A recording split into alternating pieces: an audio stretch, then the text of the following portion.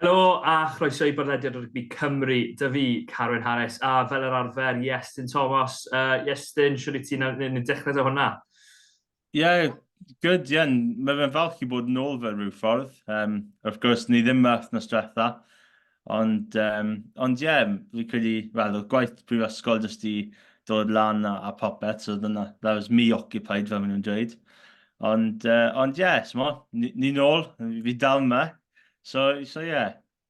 Ie, oedd y ddoi ni'n brysur am wahanol resymau. O'n i'n mynd am swyddi gwahanol.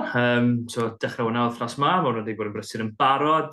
Fi yn sefyll o'r urdd, actually, ar y foment. So, fi wedi bod yn beirniadu pethau unigol canu trwy'r dydd, felly gwrando i lawer o blant bach, dalentog iawn, na i ddweud, ond mae dim ond rhyw 5 gwaith ti'n gallu gwrando i'r un gan cyn i ti dechrau meddwl, fi moyn gadael. Ond na, oedd nhw'n wych, chwarae teg, blwyddyn 6 iau cylch yn Merthyr ac yn y blaen, felly chwarae teg i bawb oedd yn cystadlu fel yr arfer. Gaethon ni plug bach dillun a drosginio, oedd ddim plug gorau fi, oedd cwestiwn ar Formula 1, a ni'n meddwl, wel, pwy bydde gorau i ateb y cwestiwn yma? Nid fi, Iestyn Thomas. Y cwestiwn oedd, Iestyn, wyt ti'n credu bod bod yn amlwg taw Max Verstappen fydd yn fuddigol yn Formula 1 eleni? Wel, ar ôl gwylio'r race cynta yn mas yn Bahrain, mae fe'n edrych fel fod e'n mynd i, ond wrth gwrs, os chi wedi gweld y newyddion yn y byd o Formula 1 dros y dyddiau diwetha, yn enwedig dy Red Bull, mae fe fel bach o civil war sy'n digwydd mas yna. Mae rumours a pethau yn dod mewn yn bobman yn Formula 1. Fi credu wath na rygbi Cymru, fod yn onest. Mae rumours yn hedfan dros o bron pob dydd. Mae hyn yn dod lan wedyn, falle dydd nesaf mae rhywbeth arall yn dod lan, a mae fe jyst, mae fe'n bach yn circus i fod yn onest, mae Verstappen yn edrych yn dda tamor yma. Odi, mae fe'n edrych fel mae fe'n mynd i dominyddu. Wel, un person arall na dominyddu ddim yn byd rygbi, ond Tadej Pogacar yn seiclo 80 km nath o ymosod yn Strade Bianchi. Un o'r rhasys fwyaf byd seiclo un dydd, a mae fe'n ymosod 80 km o'r diwedd ar ben ei hun, a mae neb yn dod o fewn 2 munud iddo fe. Chwarae teg. Ond, newn ni ganolbwyntio ar rygbi, oherwydd podlediad rygbi Cymru yw hwn. A penwythnos rhwystredig yn gyrru o rygbi yn y URC yn benodol, 4 o golledion i bob un o'r ymbarthau, ond sefyllfaodd gwbl wahanol i bob un yn dos. Newn ni ddechrau dyn nos Wener a'r Gweilch, oherwydd o'n nhw mewn y gêm na hanner cyntaf yn erbyn y gwynt, nath nhw ffindo fe'n anodd, Ben Healy yn rheoli'r gêm, a cico fe'n wych o'r tŷ ac oddi ar ei law. Cais rhy hawdd, really, i Hamish Watson, ond wedyn yr ail hanner, nath y Gweilch ddod mewn iddo fe. Be nes di o berfformiad ail hanner nhw i ddechrau da?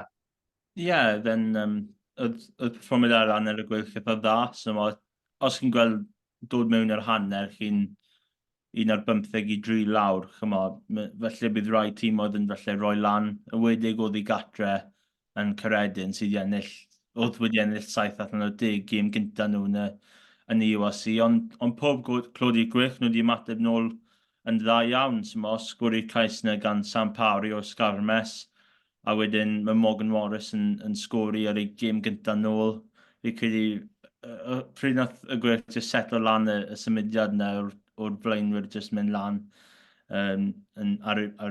fel pod. O'n i jyst meddwl, os mae Morgan Morris der pêl mynd yn, falle bydd chance o sgori, a wrth gwrs nath e sgori.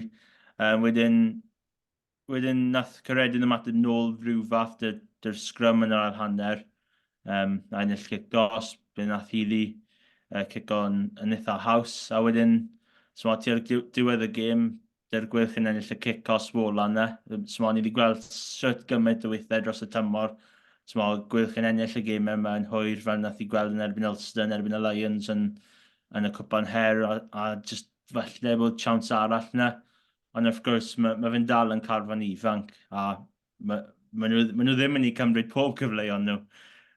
Ond ie, fi credu nath Booth dweud yn gywir ar ôl y gêm ar Fireplace yma, ond nhw ddim wedi cymryd eu cyfleoedd nhw yn y hanner cynta, a dyna beth oedd wedi effeithio yna, dim y llinell ar y diwedd.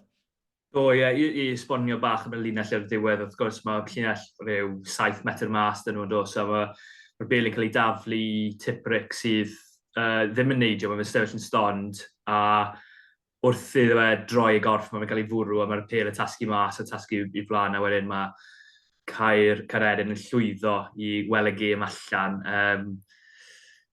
I fi, oedd bach o rwystredigaeth fi am gwbl o bethau yn y gêm yna, ti gath diwedd, oedd bach o chwarae glyfar gan Caerdydd i gair y cloc lawr, ond fel ti'n gweud, nath y Gweilch ddim cymryd y cyfleoedd nhw, nath nhw'n wneud gymaint o fetre ar yr asgellwyr, yn wedig Cilyn Giles, gêm dda, ond nhw'n methu ffynd o ffordd o droi'r cyfleoedd na i geisiau, yn ywedig y foment nad a Luke Davies yn y hanner gyntaf, oedd hwnna lle oedd ar y fewn ti fewn, a'r pas na ddim yn mynd i'r llaw. Ie, oedd hwnna yn y hanner cyntaf. Credu oedd Giles i cael un neu ddwy o cyfleoedd yn y hanner cyntaf, felly os pas di fewn, felly un oed felly cic dy grybau. Ond ie, oedd y cyfleoedd yna, a dyna beth oedd y beth dda i weld, fod cyfleoedd yna, felly y hanner cyntaf ddim wedi mynd i'r sgript, ond ie, na hael hanner nhw wedi mateb nôl, a bron dwy'n mor anffodus i Rhys Davies wedi cael y bel tu'r diwedd y gêm, a mae fe just knock fel ymlaen o'r llinell. Fi credu dim byd yn bod beth nhw wedi galw, oherwydd oedd un o'r ail ren Caerdydd ar y llawr, wedi cwmpo ar y llawr pryd nath y bel mynd mewn. So os Davies gallu just dal ati ar pel a falle dechrau Scarlets, mae cyfle enfawr i nhw dwy'n na. Ond ie, bydd yn gwers arall i tîm ifanc Toby Booth. Fel wnaeth i gweld yn erbyn Glasgow, dechrau tymor fel mas yn Bennett yn Rhagfyr. So gobeithio mae'r gêm yma falle yn boenus i cefnogwyr Gweilch ar y foment. Mae nhw falle stepping stone i falle perfformiadau well.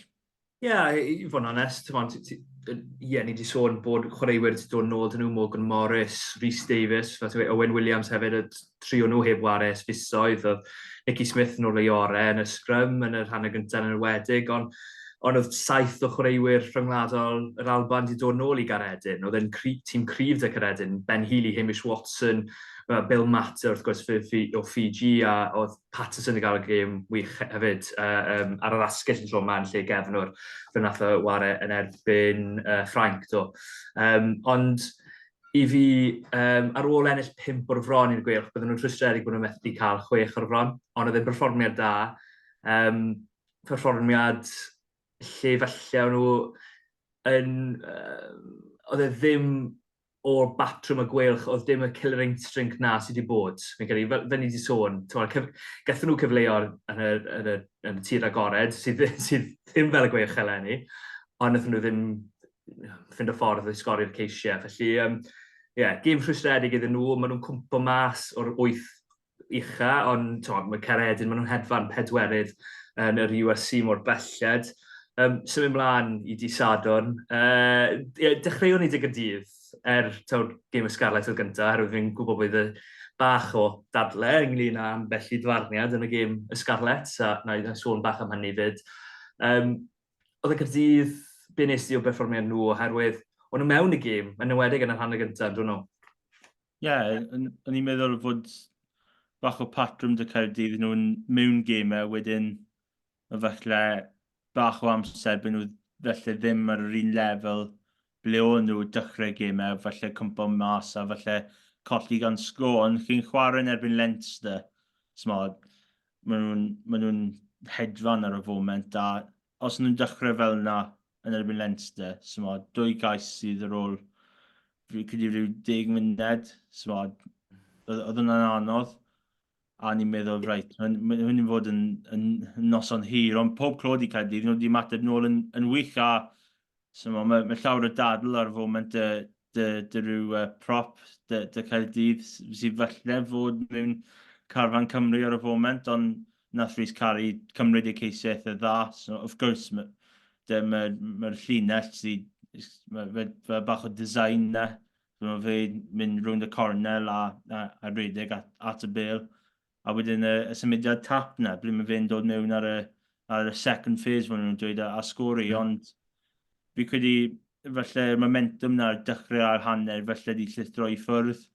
A tîm fel Leinster, maen nhw'n cymryd cyfleoedd nhw. A felly mae Caerdydd di sgori 2, mae'r prop Penrith Leinster di dod ar hanner cynta, wedyn yr ail hanner, mae fe'n sgori 2 ei hun, a ennill sy'r yn y gêm. So, fi credu mae Leinster di cael nos dda yn Caerdydd, ond ie, perfformiad dda gan Caerdydd, felly mae'r sgôr yn dweud rhywbeth arall.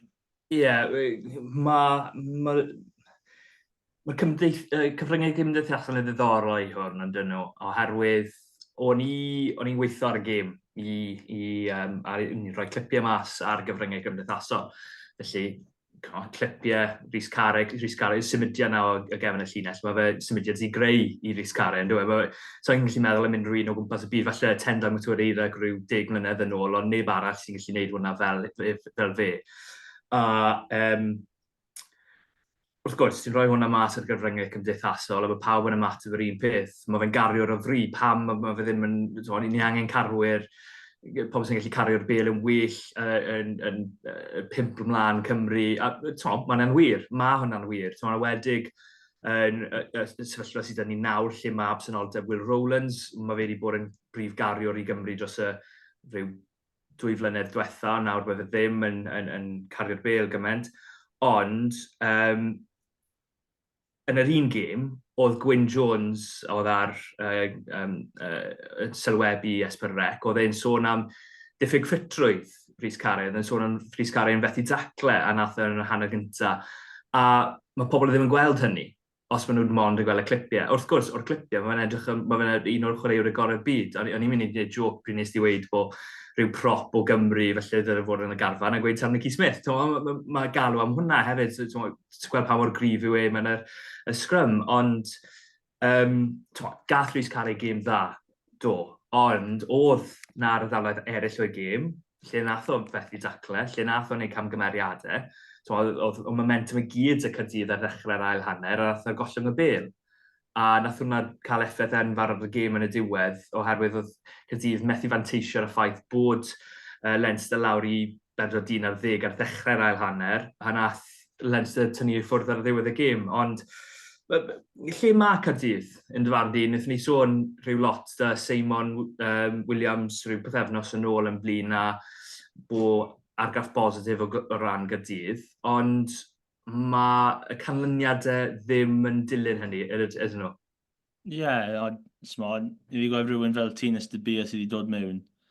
A fi credu dyna'r esiampl perffaith o ble mae Caerdydd ar y fo, wedi fod yn onest. Mae fe gallu creu llawer o pethau, a felly mae un esiampl ble mae fe ddim yn sgori, ond mae fe'n felly methu un o'r cicau.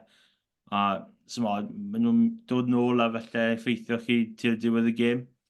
So, ond ar y flip side fe mynd i dweud, pryd mae Leinster yn chwarae, mae fe'n anodd llawer y tîm oedd yn Ewrop i ennill yn erbyn Leinster. Hyd yn oed, pa tîm maen nhw'n mynd i troi land a Bennic hyd yn oed os maen nhw'n troi land y tîm maen nhw'n mynd i fod yn tîm cryf. So mae fe'n bach yn anodd i trio dweud ble mae Caerdydd ar ôl y gêm yma.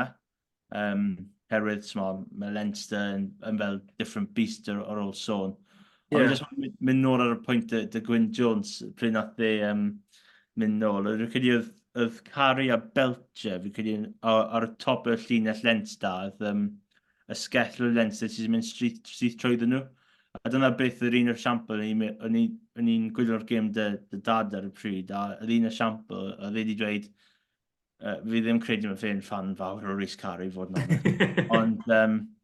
Ond fe wedi dweud, bydde ddim yn sioc os mae Carri dod nôl y sgori. A surprise, mae fe'n sgori 2 cyn y hanner. So fi gallu gweld pam y pobl moyn mewn Carfan Cymru, gan bod i cario yn really dda. Dyna beth mae Cymru eisiau yn wedi yn y pac. Ond mae fe dal angen dyma bach mwy o datblygiad i falle all-round fel chwaraewyr rhyngwladol. Ie, wrth gwrs, mae pobl wedi dechrau doomsday scenario o fe'n mynd i Loegr a dechrau wario i Loegr a mynd rhyw 3 mlynedd gelwedd, wrth gwrs.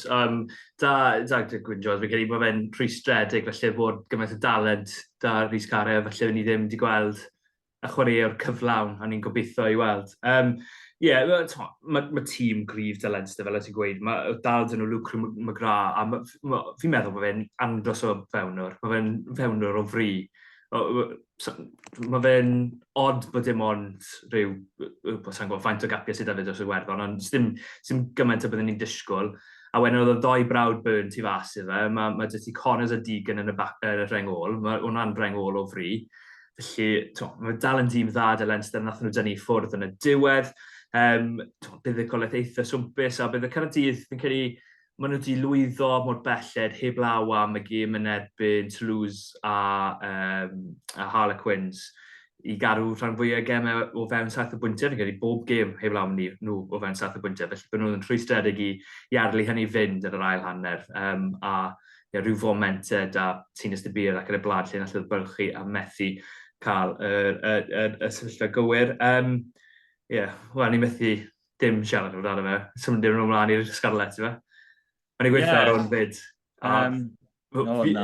Fi'n rhan o'r bai, felly, ond... Dechreuwn ni dar gêm yn yr hanner gyntaf, felly, herwydd oedd yn perfformiad well gan y Scarlets, ond nath ddim dechrau fe yna. Ie, y 20 munud cynta, ni'n meddwl, mae Connor mynd i cario ymlaen sgori trwy dydd, ni'n meddwl. Oedd nhw'n just cyn i sgori 3 cais yn y 15 munud cynta. O'n nhw'n just edrych yn rhaid, o'n i'n just meddwl, wel, pryd mae'r pwynt bonus mynd i fod yn nhw tes, falle mynd i dod lan yn y hanner cynta, a oedd yn edrych yn eitha wild y Scarlets falle mynd i wneud newidiadau i'r tîm y ffordd i, oedd ramddiffyn ddim cweit na yn y hanner cynta. A wedyn, oedd camgymeriadau wedi dod mewn i'r gêm Connacht, bach mwy, a wedyn mae fe ffita yn neud beth mae fe ffita yn neud, a wedyn mae Scarlets yn sgori cais, a ni'n meddwl, felly mae bach o gêm yn hyn. A wedyn mae'r cyfle mawr yn yr ail hanner, ble mae'r llinell mynd dros y top. Oedd cwbl o cyfleoedd yn nhw yn yr ail hanner i felly rhoi'r gap yna. Of gwrs, nhw wedi gwneud 4-15-10, a wedyn oedd cwbl o cyfleoedd yn nhw i felly sgori cais. A wedyn, pryd nath y cyfle yna mynd, nath Connacht mynd lan ffordd arall sgori, wrth gwrs, wneud llawer y dadl ar y cyfryngau. A wedyn, dyna'r just y gêm yna, gan fod y bonus wedi cael ei selio. So, wrth gwrs, oedd y prif nodiadau'r gêm yna oedd y dyfarnu. Bach yn dydleol, dy dwy esiampl. Falle mwy na bach y dadleol yn ôl gweld Mae Carwyn fyna. Ond fi credu mae fe'n un anodd i'r cefnogwyr y Scarlets Cymru yn wedig, herwydd yn nhw mewn y gêm yna. A fi credu bydde'n gêm gwahanol os yn nhw wedi sgori'r cais yna.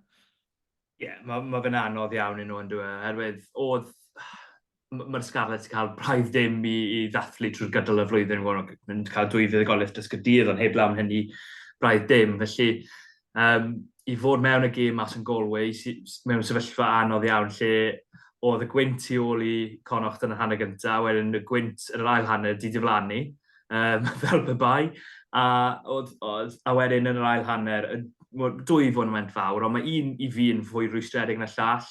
Newn ni sôn am y cais Connacht mewn bach, ond y foment i fi oedd y pas dros y top. Mae Sean Evans yn trio darganfod Steph Evans a pas dros ben am ddiffyn Connacht. Mae hwnna'n cael ei taro lawr. Nawr, i fi, o'n i'n meddwl bod wedi mynd mlaen, a felly deliberate yn knock-on bydde fe, a wedyn falle cais cosp, Caerdydd Meren ac yn y blaen.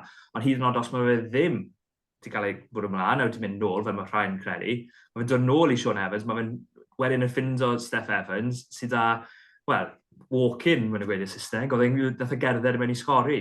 Ond cyn iddo gallu gwneud hynny, mae'r dyfarnwr yn tynnu'r peth yn ôl ar gyfer Mantes. A fi wedi sylwi dy fe o'r blaen, y dyfarnwr yma yn benodol. A sa'i moyn rhybai gyd ar y dyfarnwr, wrth gwrs.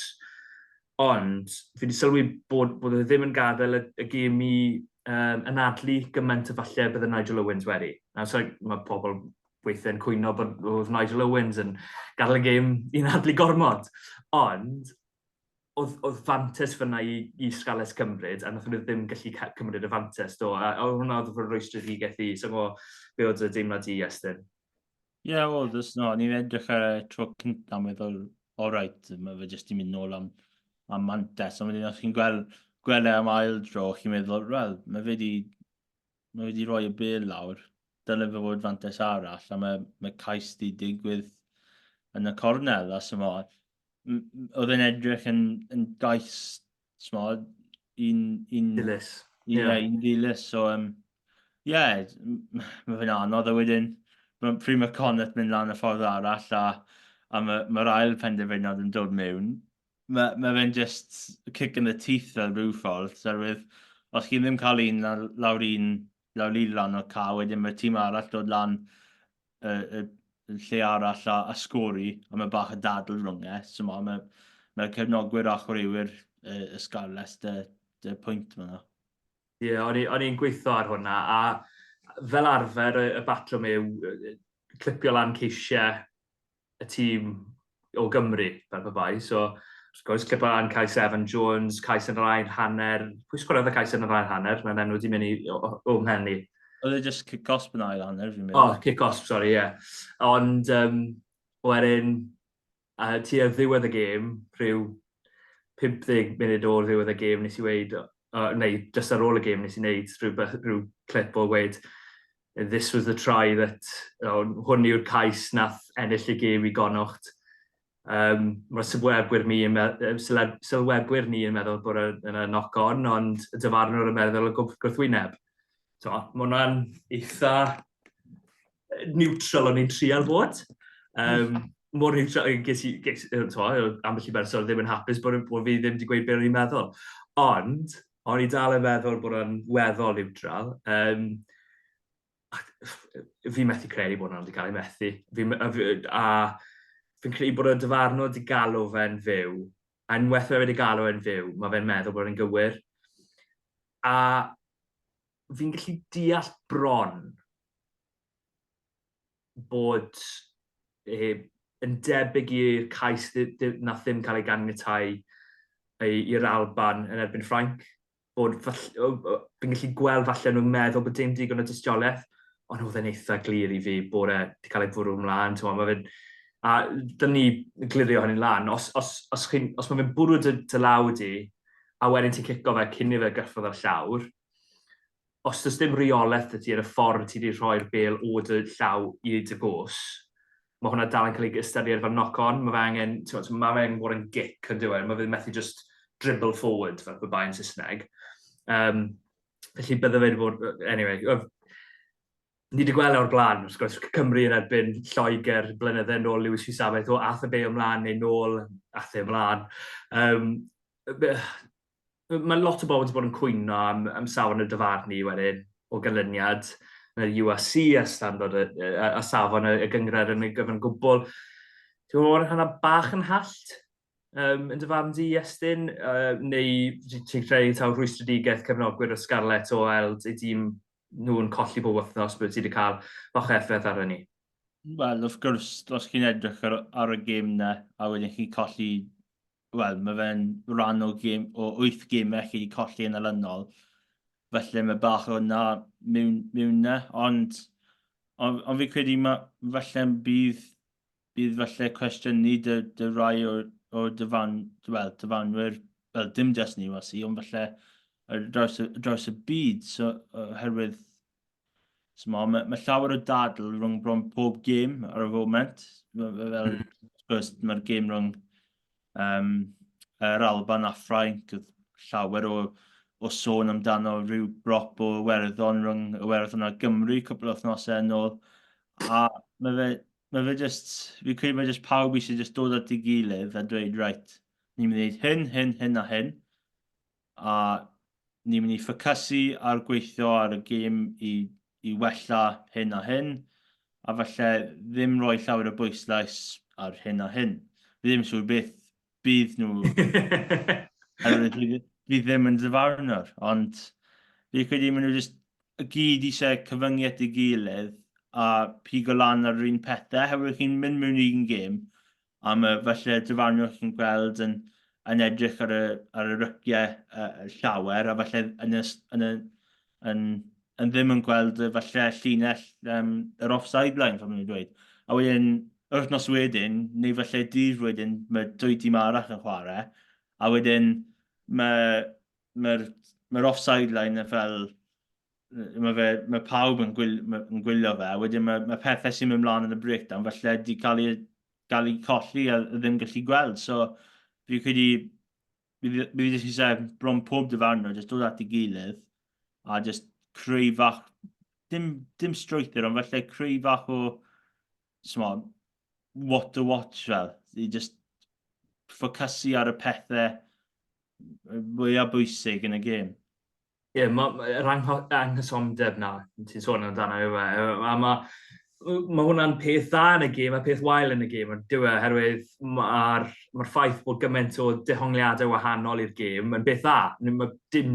Bydd dim dau gêm yr un fath, dau dîm, ond ar yr un pryd mae fe'n rwystredig i chwaraewyr ac i gefnogwyr. A mae sôn mae'r World Rugby mynd i symleiddio'r gêm bach, falle mae hwnna'n mynd i ddod, bydd hwnna'n peth dda yn fy marn i, oherwydd i gefnogwyr newydd, mae fe'n anodd iawn i ddeall gêm y rygbi, i gefnogwyr hyn, mae fe'n anodd iawn i ddeall gêm y rygbi. Ond, ie, fi'n credu yn fy marn i oedd am bellu dyfarniad yn y gêm na, ddim yn neud llawer o synwyr, falle, yn rhwystredig i gefnogwyr yn amlwg. Y gêm arall ar y penwythnos oedd y Gweilch bant yn Ulster, wrth gwrs, dau dîm sydd wedi cael tymor anodd iawn. Ulster wedi cael gwared a fforddwr nhw ar ôl cwbl o wythnosau yn ôl yr erbyn y Gweilch, a lle i mateb ar ôl gêm wedi cael bach o effaith ar hynny. A wedyn y Dreigiau, wrth gwrs, wedi cael tymor anodd iawn. Pwynt bonus 4 cais i'r Gweilch mas yn Ulster. Mae hwnna'n perfformiad dda iawn, o'n i'n meddwl. Edrych ar y sgôr, o'n i'n syni bach wrth iddo fynd lan bod y Dreigiau wedi llwyddo cael gymaint o lwyddiant na mas na yn ywedig yn y tir agored. Ie, ti wedi dweud y Gweilch dwywaith a Dreigiau dwywaith. Y Dreigiau fi'n sôn amdano, sori. O'n i'n meddwl, falle bydd yn bach o stretch i'r Gweilch i chwarae'n Caerdydd ar nos Wener, wedyn mynd mas i Ulster y dydd wedyn. O'n i'n mynd i gweud, ti'n mynd i gweud bach o stretch i'r Gweilch sgori 4 cais, ond anyway, yn y symud ymlaen o hynny. Wel, yn wedi outscore Caerdydd, fel maen nhw'n dweud, 2 gais i, ond na, falle colled aras i'r tîm Dau Flanagan, mae bach o fel green shoots dal na. Wrth gwrs, cwpl o wythnosau yn ôl pryn o'n mas yn Glasgow, o'n nhw wedi dechrau'n eitha wael, a wedyn ddim llawer o pethau wedi mynd yn well yn noson na. Ond mynd mas i Iwerddon a sgori 4 cais. Mae fe ddim byd mae rhywbeth i gymryd nôl.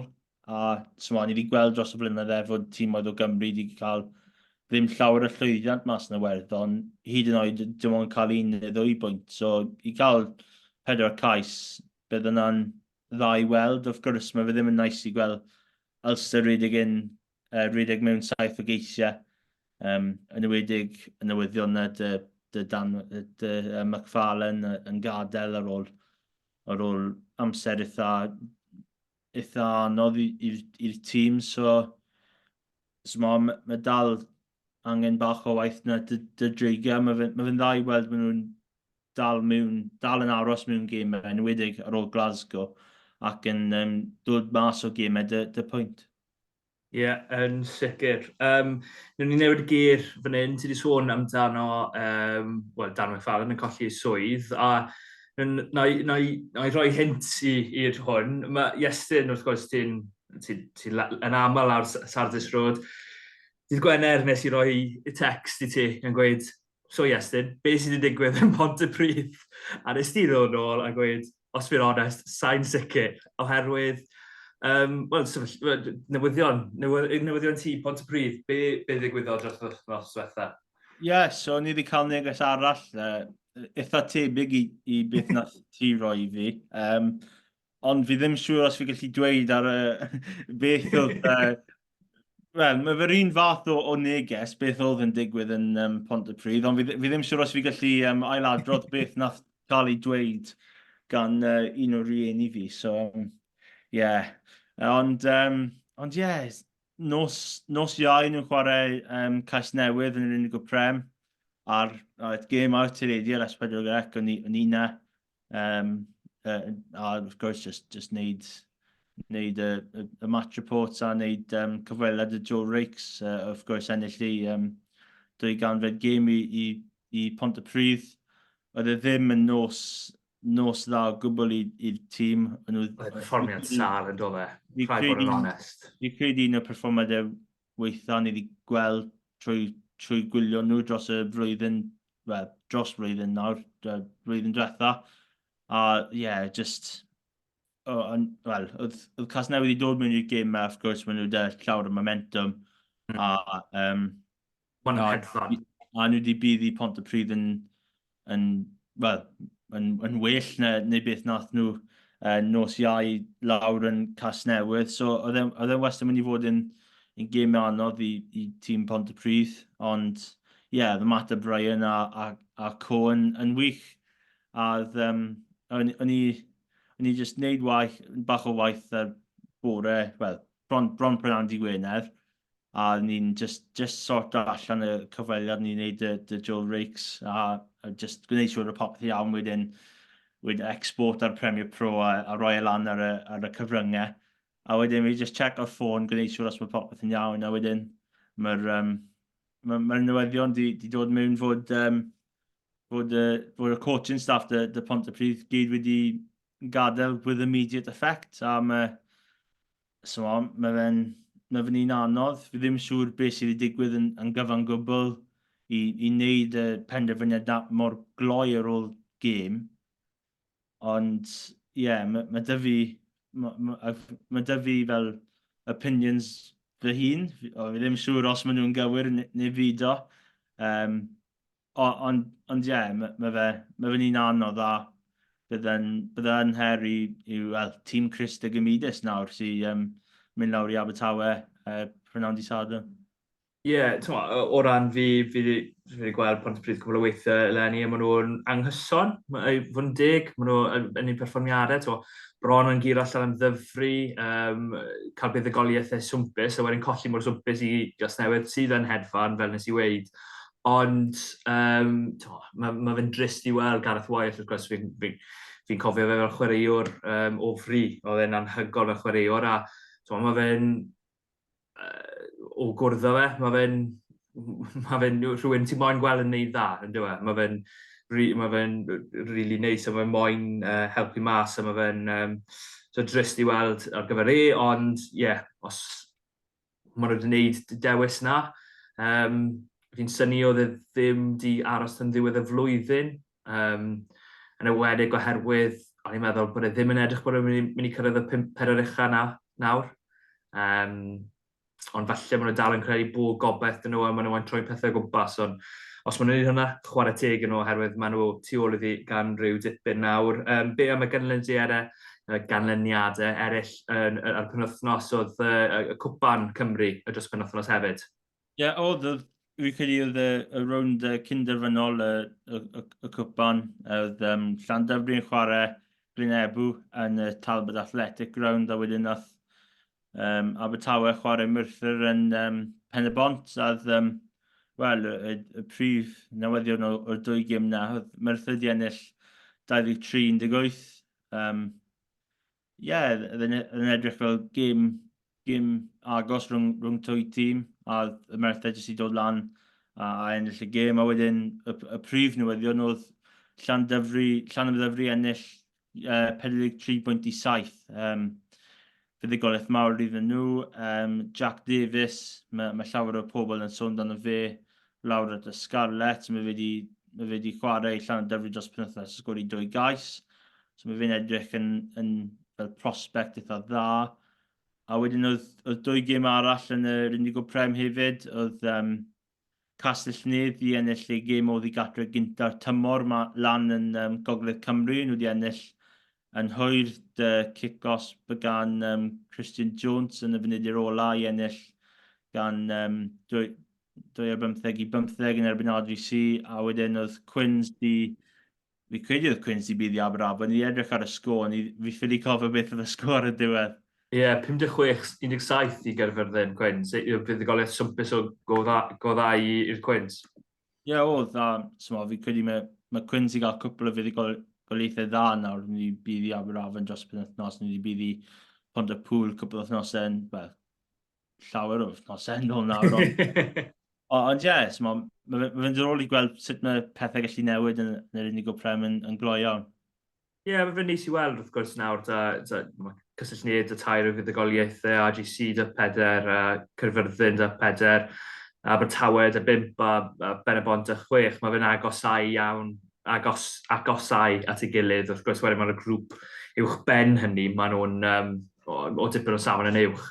Ond ie, mae llawer o gemau penwythnos ma hefyd, Pontypool yn nos Wener yn erbyn Llanymddyfri, Aberafon, Merthyr, Penybont, Castellnydd, Caerfyrddin Quins yn erbyn RGC, Casnewydd yn erbyn Caerdydd, Abertawe yn erbyn Pontypridd. Maen nhw gyd am hanner awr 2. Ti Saron o'n fel nes i sôn. Mae'n dechrau nos Wener, da Pontypool gatre i Llanymddyfri am hanner awr wedi 7. Hwna wrth gwrs dydd ar ôl y disgwyl oherwydd bod gêm 20 Cymru yn erbyn Ffrainc nos Iau, Morgan Bosnol. Ie, dyna beth yw'r newyddion o'r tîm. Be all i weid, efe? Morgan Bosnol, dyna ni. Wel, gobeithio ar ôl y gêm ola nath Cymru a Ffrainc chwarae yn erbyn ei gilydd, pwy nath Twylangi ac o troi lan yn cwpan y byd. So, ie, Bosnol, so yn dda i weld. Yn ni ddim yn gwybod fod y gêm ar nos Iau tant fe nath i checo yn gynharach o'r wythnos. Ni'n meddwl, pam ydym ond 2 gêm dan ni gen ar nos Wener. Wedyn nath ni gweld fod Cymru chwarae ar y nos Iau. So, edrych ymlaen. Of gwrs, mae y tîm Ffrainc y lefel na yn wastad yn gryf. Maen nhw wedi ennill cwpan y byd blwyddyn diwetha. Of gwrs, felly nhw ddim wedi tanio yn y Chwe Gwlad, eitha tebyg i tîm cynta o ryw ffordd. Wrth gwrs, nath yr Eidal 20 bydd i nhw cwpl o wythnosau yn ôl. So mae'n mynd i fod un diddorol i'r tîm ifanc Cymru. A pob lwc iddyn nhw. Ond wrth gwrs, y prif newyddion mae mos nhw. Ie, a cwbl o bethau eraill. Harry Ford yn dechrau fel maswr yn absynoldeb Harry Wild yna? Ie. Sydd â anaf a Max Page yn dod mewn i'r canolwyr. Mae fe wedi amlygu hir fel gefnwr oddi ar y fainc weithio, ond mae fe mewn yn lle Louis Hennessy, bach o siombo Hennessy ddim yn gallu wario. A so os mae Eden Boshoff o Berthyn i'r 8 o'r Gweilch, ond sa'n greu bore, ond mae fe ar y fainc o Frista. Bach o newyddion arall i chi, Johnny McNichol, mae fe wedi coeddi nawr bod fe yn mynd i Crusaders, siwr o fod i roi rhyw fath o, yn lle Lee Halfpenny, oherwydd anaf da Lee Halfpenny hir dymor, felly bod Johnny McNichol yn gallu wario fyna. Pa mor dda mae fe wedi bod dros y blynedd i'r Scarlets, ti'n meddwl am y flwyddyn yn illio rhyw gynger, o hefyd y flwyddyn ar ôl ni, sgori 2 cais mewn ffeinal? Yes, fi credu nath y Crusaders dweud fod e'n gan fod anaf i Will Jordan. So fi ddim siŵr os mae fe yn direct dod mewn i ar ôl y ran anafiadu i Halfpenny. Pwy Will Jordan? Fi gallu rhedeg dyna. Pwy yw Will Jordan? Pwy yw Wel. Lee Half ben yw'r prif beth, a wedyn Johnny McNichol, a wedyn... Na, ond... Na, Will Jordan, mae fe andros o chwaraewyr, fi'n cymryd y mic, ond ie, wrth gwrs, mae Will Jordan, Sean bod e'n na fi, ond gwn, cario ymlaen. Ond, yes, mae un o'r chwaraewyr mwyaf consistent y Scarlets dros y blynydde. Of course, fel nad i sôn y final yn erbyn Leinster, fod nhw wedi colli, wedi sgori 3 gais, a ie, un o'r chwaraewyr oedd wastad wedi troi lan i'r Scarlets. A ie, bydd e'n colled fawr. Wrth gwrs, colli aff pen ia McNichol yn yr un safle, bach yn anodd mewn cyfnod byr, ond ie, mae'r chance na i chwarae un o'r gwreion y byd y Crusaders, a fi ddim siŵr os bydd llawer o chwaraewyr ddim yn cymryd y cyfle yna i mynd mas i Dylan newydd a chwarae mas yna. So pob hwyl iddo. Ie, yn wedig, a fi'n gobeithio bydd e'n llwyddiannus mas yna. Mae fe gwrthymosod wedi bod yn wych am flynydde, wrth gwrs, fe'n dechrau fel gefnwr o flan Liam Williams a Lee Half yn ei dros y flynydde yn dangos pa mor dda iddo fe, a pob lwc iddo fe am y dyfodol. A rhywbeth arall newyddion, rhywun arall yn gadael Rygbi Cymru, ond mewn ffordd arall, Sioned Harris di gyhoeddi bod hi yn ymddeol, oedd hwnna'n newyddion o bell ffordd, ond y newyddion awr penwythnos, nath i mynd mas mewn steil, do. Fuddugoliaeth swmpus i Bryth o Ddynder, a nath i sgori cais a cael gol adlam, wnes i weld un o'r chwaraewyr nath chwarae yn erbyn hi ar y penwythnos yn gweud bod hwnna, look o dde, nid allu hi. Mae Sioned wedi bod mor dda dros Gymru dros y flynydde yn dweud, dod nôl chwarae yn flynyddoedd maith, be allu ti weid amdani hi, oherwydd 34 o mlwydd oed, ond dal yn dechrau dros I'r Gwlad, a wedi bod yn chwarae dros I'r Gwlad hi am flynyddoedd maith. Ie, a dal yn fel balans o ryw ffordd y chwarae dy rygbi a fod yn athro mewn ysgol. So, ie, a mynd mas dy cais a gol adlam yn gêm ola. Dwi'n Prysau esg, o'n i'n meddwl. Ie, bach fel Prysau, ond wrth gwrs, nath Prysau roi un yn erbyn Ffrainc o ddim di mynd droso, so mae cant o drop goal success dy Sioned Harris, a mae bach yn llai dy Sir Prysau. Ond ie, un o'r chwaraewyr fel stalwart o ryw ffordd dros y degawd diwetha, a wrth gwrs oedd cyfnod ble nath i ddim chwarae dros y tîm Cymru, a oedd chi'n chwarae i Rhangon bron pob wythnos, a Iestyn again bron pob wythnos. So yes, oedd i cydydd un o'r cyfweliadau chi wedi wneud, oedd i wedi galw gol adlam hi bach yn jammy, fel nath i dweud, a oedd cwbl o pobl yn yr ysgol mae hi'n dysgu mewn, oedd wedi dweud, mae Ronaldo gallu cario ymlaen pryd mae fe'n 40, pam na chi ddim, ond ie, fi credu mae ffocysu mynd nôl ar y gwaith mae hi'n neud yr ysgol. Ie, cymharu i Sergio Prysau a Cristiano Ronaldo, mae hwnna ddim yn rhy ffôl fel gyrfa rhyngwladol yw e. Chwarae teg iddi hi a pob lwc ei dyfodol iddi hi, a phob lwc i Gymru ar y penwythnos. Segway warthus fyna, ond mae fe'n mynd i fod yn her iawn, ond oedd Dewi Lake a'r bodlediad Sporting Wales wrthos ma, a oedd e'n sôn amdano blaenwyr y 5 blaen sydd ar Gweilch. Mae'r Gweilch ar fy meddwl i hynny. Y 5 blaen sydd ar Ffrainc, Antonio, 150 kgs oedd yn sôn amdano, a wrth gwrs Henry Twylangi tu ôl iddo fe. Henry Twylangi, Pasolo Twylangi, sydd tu ôl iddo fe, y mab Henry iddo fe. Mae gymaint o allu da Ffrainc yn y wedig, ond i heb welem o'r belled, a wrth gweld y pod yn ennill Cemet a tîm saith o'r ochr, Ciro, tîm Pryden yn ffeinal Los Angeles. Ydy hyn yn cyfle eiraidd i Gymru i ennill yn erbyn Ffrainc, ti'n credu? Yn ewedig o feddwl cryfder sydd â Ffrainc. Fe cyfle gorau ni wedi cael am rhyw 2 neu 3 flynedd? Odi, fi credu... Wel, yn wedi yn Caerdydd, falle 2 gêm adre diwetha yn erbyn Ffrainc. Mae nhw wedi fod gêm agos. Ac yn mynd nôl i 2 flynedd yn ôl, oedd yn gêm ar y nos Wener a oedd Cymru bron di ennill y gêm na. Dylan di ennill yn methu sgori cais o dda. Oedd Jelons di sgwri'n gynnar a wedyn oedd yn yr unig cais o'r gêm oedd Big a Tymac jyst i cico nôl ymlaen at ei gilydd trwy'r nos. Oedd yna'n gêm eitha diddorol i'r purists, ond... O'r Edwards di gweud amddiffyn am dyfywod i Ffrainc a nath nhw'n wneud e.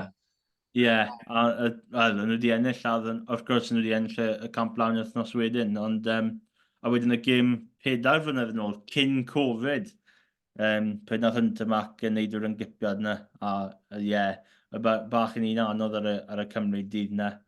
Ond ie, wrth gwrs, mae Ffrainc wedi dod mewn dy pac eitha gryf.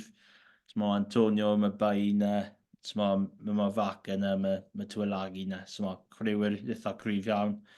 Ond ni ddim wedi gweld yr un Ffrainc o blwyddyn diwetha. Maen nhw mor gynigol, maen nhw'n cico'n eitha hir, a nhw'n cico eitha aml. A nawr maen nhw wedi gwneud bach o'r opposite fel rhyw ffordd. Maen nhw ddim yn cico llawer.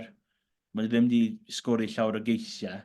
A maen nhw, wrth gwrs, ni'n mynd nôl at y dyfarnwyr. Maen nhw'n un penderfyniad i ffordd a un cic i ffordd o golli 3 gêm gyntaf nhw. So, mae'n mynd i fod gobeithio maen nhw ddim yn dod lan yn grac pryd maen nhw'n dod lan i Caerdydd ar y prynawn dydd Sul, herwydd falle bydd yna'n bach yn boenus i tîm Cymru, ond fi credu maen nhw'n na i tîm Cymru ennill y gêm.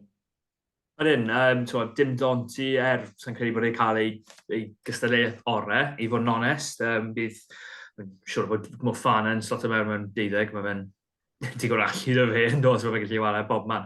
A mae fe wedi arferu dy wared a Bieberi, Benno, Lucu a'r lleill, da Bodo. Ond, fi'n meddwl mae cyfleoedd y Gymru. A fi'n credu mae gêm da Cymru i allu curo Ffrainc, i gael tu allan i ymddiffyn Ffrainc, i ymosod o gwmpas nhw. Fi'n credu bydd yn ddiddorol sut ni'n cico, oherwydd da falle Tom a Ramos yn dod mewn fel 10 pwy bydd gefnwr Ffrainc, fe Lebel bydd mae fe ddim cystal o dan y bel uchel o bell ffordd. Nethon ni weld hwnna erbyn yr Eidal, nath o golli gwbl o nhw yn yr air. Os unrhyw newidiadau bydd y ti'n licio weld dros Gymru, mae cwbl dy fi fi'n credu, ond be amdano ti? Dim byd o lawer, felly un...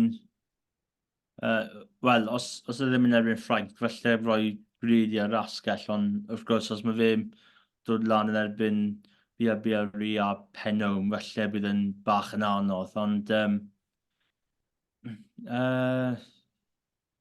felly rhoi cyfle i Mackenzie Martin, bydd ddim yn siŵr, felly ni bach yn newid yn reng o'r newid Rwynwraig i chwarae fe 6. Dim byd yn erbyn Alex Mann, just felly, wrth gwrs, 3 gêm eitha fawr a mae wedi fod yn bob man i fod yn onest, so felly wneud bach newid yn fyna a felly rhoi just gweld sut mae Mackenzie Martin yn mynd. Ie, mae'n edrych yn amlwg nhw 4 bydd yr opsiynau ar y reng ôl, ond i bai bod rhyw ar reng yn symud nôl ar ôl i Tyn Bas yn fod yr unig chwaraewr i gael ei ryddhau gan Gymru wythnos diwetha. I fi, fi'n credu, a fi'n syni fi hun braidd yn gweud hwn, fi'n credu fi moyn gweld Iwan Lloyd fel maswr. Yn fy marn i ni wedi gweld fwy o... Ti'n gwybod os mae wedi bod yn well fel maswr, ond fi'n gallu deall beth mae fe'n trial wneud fel maswr fwy na Sam Costello ar y foment. Fi'n credu bod Sam cael ei ddal mewn 2 ffordd. Fi'n credu bod fe ddim yn siŵr os mae fe fod rhedeg y bel a wneud y ciciau, chips a popeth, neu mae fe fod chwarae rhyw fath o dan big ar ôl a cico'r bel uchel. Mae fe'n cael ei ddal rhwng y ddau, a mae fe'n mynd i wario ffordd mae Iowan Lloyd mo'n chwarae. A dyna pam fi moyn gweld Iowan ar y foment. Fel ti weid, byddwn ni'n licio weld Greidion yn erbyn pobl fel Biaberi a Penno, bod Josh Adams ddim ar ei orau yn ymosodol yn enwedig. Amddiffynol, mae fe dal yn un o amddiffynwyr gorau y byd fel asgelliwr, a mae rhaid dweud hynny.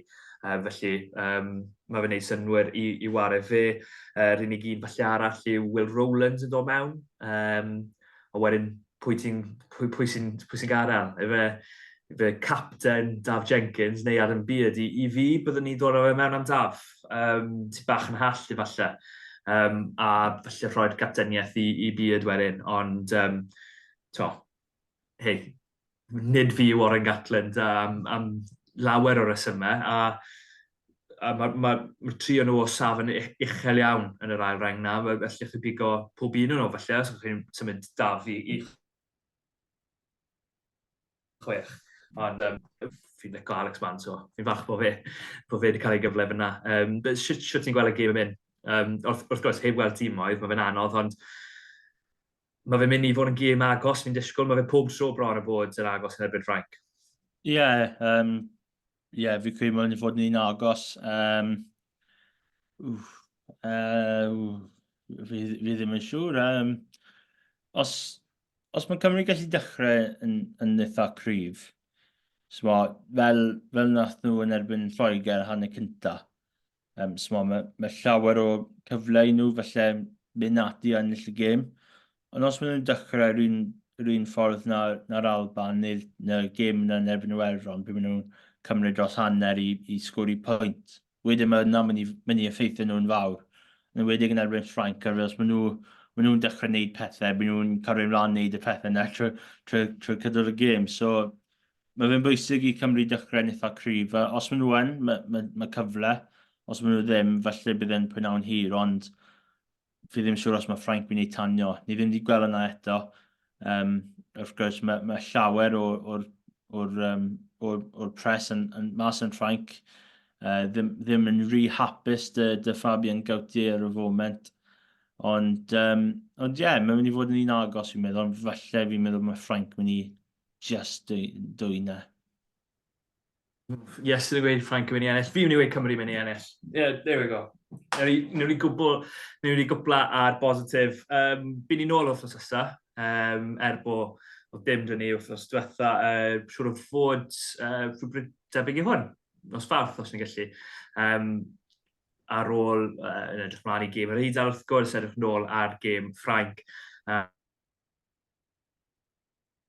A dim ond 7 Cymru hefyd. A cyn gyhoeddiad Garfan y menywod, yn ymateb i Garfan y menywod, dyna ni weid yn hydrach. Diolch yn fawr i Iestyn fel yr arfer, diolch yn fawr i chi am wrando. Cofiwch i ddilyn ni ar gyfryngau gymdeithasol. Os chi'n moyn gweld gwynebau ni a stafell rheolau yn sefyllfa yr Urdd, dy fi, a stafell uni halls, dy ti? Dal yma, a falle dwi'n ffyr bydd nesaf hefyd, so os chi'n moyn gweld hynny, edrych ar YouTube. Ond am y tro, diolch yn fawr iawn a hwyl fawr.